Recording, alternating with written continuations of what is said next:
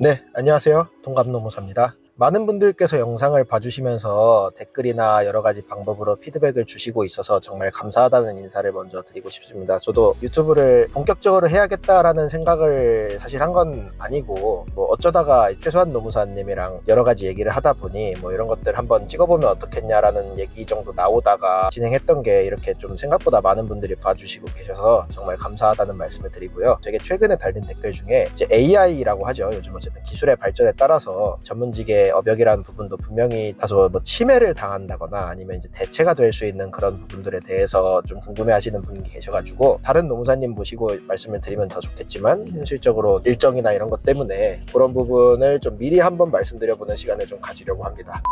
상황은 모든 여러분들께서 다 잘 알고 계실 거라고 생각합니다. 이 플랫폼화입니다. 로톡으로 대표되는 변호사 이제 대리에 대한 부분, 그 다음에 이제 법무통이라고 저도 이제 주택을 구매를 할 때 법무통 통해서 실제로 등기 업무를 해주실 법무사분을 선임을 하기도 했거든요. 이런 전문 자격사들이 영업이라는 부분이 일반적인 소매업처럼 이렇게 다가갈 수가 없다 보니까 플랫폼의 편리성 때문에라도 사용을 하고 있던 것들이 어떻게 보면은 사용하는 사람들이 많이 늘어나다 보니까 업무에 대한 침해다라는 내용까지 이제 오게 되는 상황인 것 같고요. 가장 최근에 논의가 됐던 부분 중에 하나는 세무사회에서 3.3이라는 플랫폼을 일종의 세무 대리 업무를 세무사가 아님에도 수행을 하고 있다라는 그런 내용으로 소송전에 들어간 적이 있습니다. 세무 쪽이야말로 지금 특히 이런 프로그램의 여파에 굉장히 민감한 모습을 보여주고 있는 게 숫자를 세는 부분은 과거에는 이제 이 숫자 세는 것 자체도 당연히 지금도 마찬가지고 중요하고 어려운 업무입니다만 이런 부분들이 사실 어떻게 보면 프로그램화 되기가 제일 쉬운 부분이기도 하거든요. 특히 3.3 같은 경우는 굉장히 공격적인 영업 마케팅 전략을 펼친 곳 중에 하나이기 때문에 세무사회에서도 더 이상 이 이상으로 넘어가면은 우리의 업역이 침해당할 수도 있겠구나라는 생각을 하시면서 확실하게 대응을 하는 쪽을 선택을 하신 것 같습니다. 노무사도 마찬가지예요. 물론 노무사는 노무사 업무 특성상 자동화하기에 유리한 부분들이 많지는 않다고 저는 개인적으로 생각을 합니다. 하지만 몇 가지 어플들이 있어요. 이미 많은 회사에서 사용을 하고 있고 또 실제로도 노무 관리에 대한 부분을 굉장히 많이 덜어주는 역할을 하고 있는데 그럼 과연 노무사라고 해서 이런 논의에서 자유로울 수 있냐라는 생각을 저 또한 하게 되는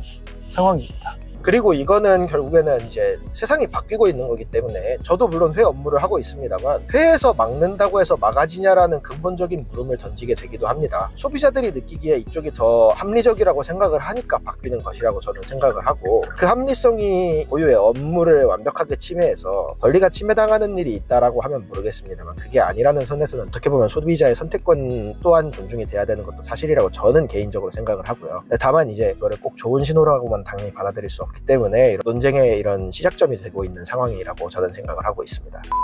제가 노무사다 보니까 노무사 업역에서 이제 그러면 이런 플랫폼화 또 자동화 같은 것들이 어떻게 적용이 될까 이제 실제로 그런 질문을 주시는 분들도 계셨습니다. 어떤 분께서는 노무사 수험을 준비를 하고 있는데 안 그래도 워낙 이런 플랫폼화가 심하다 보니 노무사들이 별로 할 게 없어진다는 그런 좀 부정적인 기사를 많이 봤기 때문에 노무사에 진입을 해야 되는 것인지에 대해서 확신이 서지 않는다라는 질문을 주신 분도 계셨고 걱정이 아니더라도 이제 현업으로서 보는 비전 같은 것들이 어떻게 되냐라는 말씀을 좀 드리게 되는데 저는 결론적으로는 AI가 노무사 업무, 세무사 업무만 딱 골라서 침투하고 있는 게 아니잖아요. 아무도 AI가 실제로 침투할 거라고 생각하지 않았던 예술 분야, 요즘 음악도 써주고 그림도 그려주는데 그쪽 진짜 아무도 생각 안 하고 있었는데 업계까지 이런 기술적인 발달이 예상치도 않게 들어온 부분들 때문에 실제로도 피해 사례라는 거 발생하고 있는 건 저도 생각을 하고 있고 다만 이제 그런 부분들이 흔히 말하는 기계와 인간이 어떻게 보면 공존하기 위한 굉장히 매트릭스적인 그런 말씀을 드리게 되네요. 그래서 그런 공존을 하기 위한 일종의 가이드라인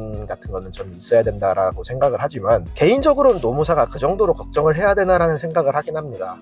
이렇게 말씀드리는 이유는 저는 개인적으로 노무사 업무 중에서 자동화로 대체할 만한 부분이 그렇게까지 많지는 않다고 생각하거든요. 물론 이제 제가 말씀드리게 되는 아웃소싱이라는 부분은 이미 많이 대체가 되었고 실제로도 노무사들 스스로도 어떻게 보면 이미 일종의 프로그램을 쓰고 있으면서 자동화의 혜택을 보고 있는 상황인데 그 자동화가 이제 굳이 라이센스가 없는 사람까지도 쓸 수 있게 되는 거에 대한 우려를 하고 있는 거지 이런 시류 자체는 막을 수 없는 상황인데, 당연히 급여를 개선하고 하는 거는 데이터가 있으면 결과값으로 뽑을 수 있는 꽤 직관적인 수준의 이런 기술이다 보니까 이미 저는 어느 정도는 자동화가 됐고 노무사들이 예전에 비해서는 아웃소싱 업무에 대한 매력을 느끼지 못하게 되는 이유 중에 하나가 되지 않나라는 생각을 해요. 단순 신고건 같은 경우에도 그렇습니다. 이제 저희 4대 보험 대행이라고 하는 업무들이 결국에는 뭐 이태사자가 발생을 했을 때 전산상으로 이런 것들을 좀 입력을 하고 처리를 하는 그런 과정인데, 이거는 이미 사실 상당히 많이 자동화가 진행이 되고 있고 프로그램도 워낙 잘 나와 있는 상황이기 때문에 여기서 이런 단순 업무, 단순 대행 업무에 있어서는 할 수 있는 부분이 점점 적어지고 있는 건 당연히 사실이고, 그러다 보니 특히 기업의 급여 업무 아웃소싱을 위주로 하고 있는 법인들 입장에서는 꽤 발등에 불이 떨어진 상황이라고 생각을 하고 있고요. 그렇기 때문에 저같이 신규로 개업을 하는 사람들은 아웃소싱에 대해서 저처럼 아예 안 하거나 하더라도 메인으로 삼지 않는 경우들이 굉장히 많은 상황이라고 저는 생각을 합니다. 반대로 그럼 그 외의 노무사 업무 중에 뭘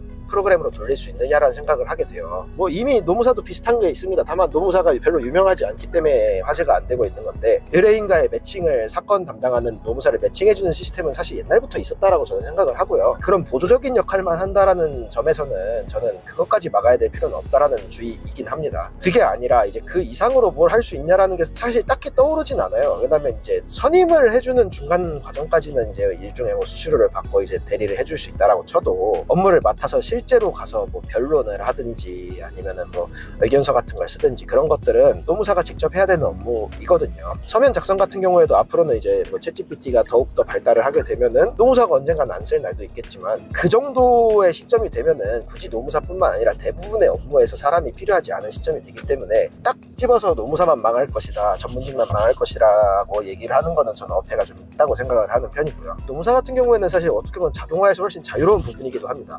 재보니까 이런 생각을 하는데, 돈을 많이 벌기 어려운 이유 중에 하나가 노무사 업무 자체가 그냥 사람을 마주하면서 해야 되는, 자동화가 안 되는 것들이 대부분이다 보니 직원을 여러 명 놓고 노무사 한 명에서 이렇게 돌릴 수 있는 한계가 있어요. 특히 사람 다루는 업무 같은 경우에는 뭐 이렇게 답이 나오는 경우도 아니고, 물론 노무사가 간다고 해서 최적의 답을 꼭 설정해 줄 수 있냐 그런 건 아니지만 데이터 이상의 무언가가 필요한 경우들이 좀 많은데, 사건 대리야 뭐 서면까지는 프로그램이 대신 작성을 한다라고 해도 결국 가서 진술을 하는 것도 사람이 당분간은 해야 될 거란 말이죠. 언젠가는 뭐 인간형 로봇이 나와서 대리까지 해줄 수 있을지 모르겠습니다만, 그건 너무 뭐 먼 미래의 문제라고 생각을 하고, 그 정도 이제 지능을 가진 로봇이 나오게 되면 애초에 뭐 사람이 어느 분야에서도 필요가 없을 거라고 생각을 하기 때문에 그거는 조금 너무 멀리 간 내용이라고 생각을 하고요. 사람의 얼굴을 보면서 해야 되는 가장 큰 업무 중에 하나가 이제 단체 교섭 관련된 업무인데, 이쪽은 사실 진짜 논리적으로만 통용되지 않는 부분들이 굉장히 많단 말이죠. 법으로만 해결이 되거나 기존의 관행으로만 해결이 되는 것도 아니고, 회사마다도 기존에 해왔던 스토리가 다 다르고 자체적인 히스토리에 대한 딥러닝이라고 하죠. 그런 부분들이 얼마나 될 수 있냐에 대한 부분을 저도 좀 궁금하긴 해요. 진짜 그런 부분까지도 대체가 될 수 있다라고 하면은 언젠가는 진짜 사람 자체가 필요하지 않을 수도 있다고 생각하지만, 당분간은 누군가 어쨌든 사람이 나가서 일을 해야 된단 말이죠. 그리고 여기서 이제 확실하게 발생을 하는 한 가지 문제가, 늘 이제 말씀을 드리는 것 중에 하나가, 노무사를 포함한 모든 전문직들이 부가가치를 올려야 된다라는 그런 강박 같은 게 있다라는 말씀을 저나 최소한 노무사님이나 맨날 하잖아요. 특히 아웃소싱 같은 경우에는 어떻게 보면은 그냥 프로그램이 사실상 하는 거죠. 노무사는 도장만 찍어주고 이런 노무법인을 거친다라는 그런 개념만 있는 건데, 저는 그렇기 때문에 방금 말씀드린 표현인 도장값이라는 부분이 굉장히 중요하다라는 생각을 하게 됩니다. 그리고 앞으로는 노무사가 완전히 두 개로 나뉘게 될 것 같아요. 그런 사업장도 물론 규모의 경제로 충분히 살아남을 수 있겠지만 그쪽이야말로 승자 독식이 될 수밖에 없다고 저는 생각을 합니다. 몇몇의 사업장에서 어마어마하게 많은 자문사를 거느리면서 프로그램의 효율성으로 돌리는 경우들은, 그분들은 돈 어마어마하게 버시겠죠. 앞으로도 그럴 거고, 그런 노무사 역시 살아남을 거지만 몇 명이나 되겠습니까, 그런 회사들이. 그럼 거꾸로 이제 반대쪽에는 뭐가 있느냐, 자동화가 되기 어려운 것들은 이걸 왜 결국 사람한테 맡기냐라는 근본적인 질문을 하게 되면 한 가지가 떠오르는 게 있거든요. 사람이 책임을 져야 되는데 프로그램은 책임을 지지 못합니다. 지금 제가 운전하고 있는 것처럼 저도 이 차가 이제 반자율주행이라고 하는 운전 보조 기능이 달려있는 차지만, 이게 지금 완전한 자율주행으로 가지 않는 게 꼭 기술적인 부분 때문은 아니잖아요. 차가 운전을 하다가 사고가 나면 그거는 제조사의 책임이냐 아니면 운전자의 책임이냐 같은 이런 법적인 부분들, 말랑말랑한 부분들이 선결되지 않은 부분들이 있기 때문에 자동화가 안 되는 부분도 전 분명히 있다라고 생각을 하거든요. 솔직히 제 차도 진짜 어지간한 커브길 안 만나면은 핸들만 잡고 있으면 있으면 지가 알아서 차 돌리는데, 근데 그렇다고 해서 그걸 다 푸느냐 마느냐는 법률적인 문제로 연결이 될 수 있는 거기 때문에 더더욱 그렇게 생각을 합니다. 노무사도 마찬가지라고 생각을 해요. 사실 대부분의 노동법 관련된 것들은 판례나 행정해석이 축적이 되어 있기 때문에 단순히 그걸 찾는 것 자체는 그렇게 어렵지 않습니다. 일회이벌을 포함한 여러 가지 이제 유료 사이트에 그냥 돈만 좀 주면은 충분히 검색을 해서 나올 수 있는 것들이 많음에도 불구하고, 왜 수많은 회사에서, 큰 회사에서 별도의 법무팀 내지는 인사팀을 운영을 하면서 거기에 노무사를 뽑고, 그리고 노무사를 뽑았음에도 불구하고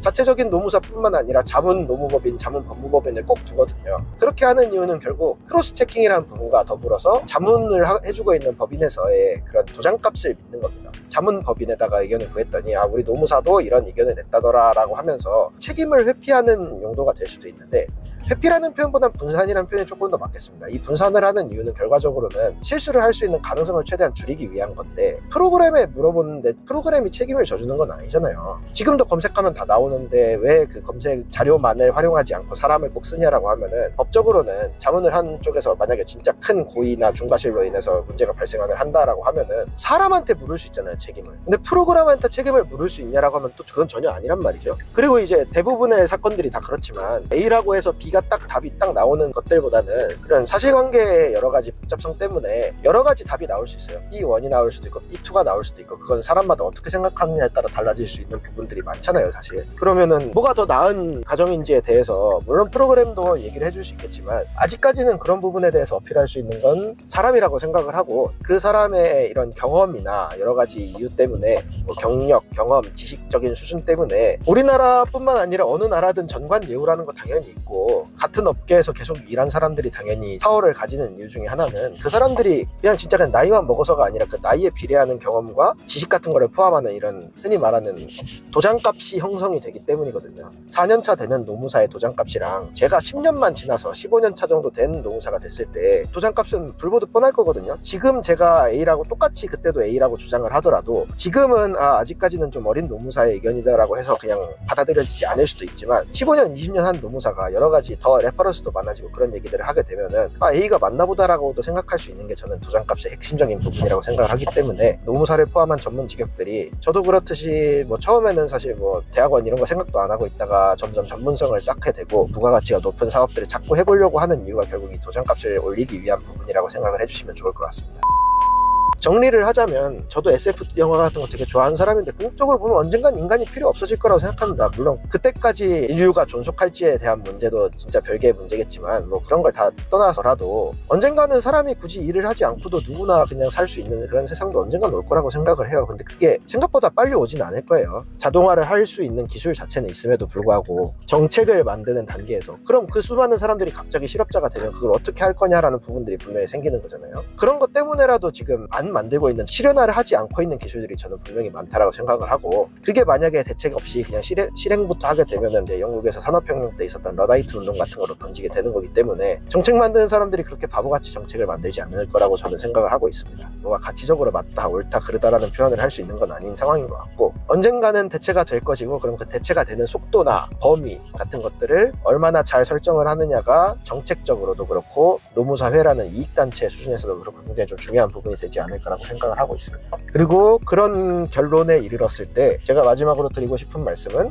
AI 발전이 무서워서 노무사를 못하겠다, 전문직을 못하겠다라고 하시는 거는 그런 일이 실제로 일어날 수도 어차피 할 수 있는 건 전 없다라고 생각을 해요. 근데 뭐 구더기 무서워서 장 못 담그는 격이 아닐까 싶어요. 야, 내가 이거 어차피 썩을 텐데 음식을 안 만들겠다라고 생각하는 사람 아무도 없는 거잖아요. 여전히 수많은 우려에도 불구하고 대부분의 직업을 가지고 있는 사람들은 어쩌면 기계가 훨씬 더 효율적일 수도 있음에도 불구하고 일을 하고 있는 건데, 그거는 그리고 단순히 효율성이라는 부분뿐만 아니라 사회정책적인 부분에서도 고려가 돼야 되는 것들인데, 그게 그렇게 여러분들이 생각하는 것처럼 단시간에 모든 게 바뀔 거라고 저는 생각하지 않고, 물론 이제 그런 부분에 대해서 저희도 대비를 해야겠죠. 넉놓고 있으면 당연히 뒤처지는 건 사실이니까. 그럼 이런 플랫폼이나 기술의 발달에 대해서 노무사로서는 어떤 방식으로 대응을 해야 되냐라는 거는 계속 생각을 해야 되는 거고, 그나마 가장 나중에 침해를 당할 만한 그런 전문성들을 쌓는 것들이 얼마나 중요한가라는 생각을 하면서 내용에 대해서 답변을 드리게 됩니다. 모르죠. 제가 틀렸을 수도 있고 전혀 우리가 생각하지 못하는 방향으로 진행이 될 수도 있는 거기 때문에, 그냥 현재 현재 상황에서 할 수 있는 최선을 다하면 된다라고 생각을 하고요. 플랫폼을 만드는 IT 업계 입장에서도 이런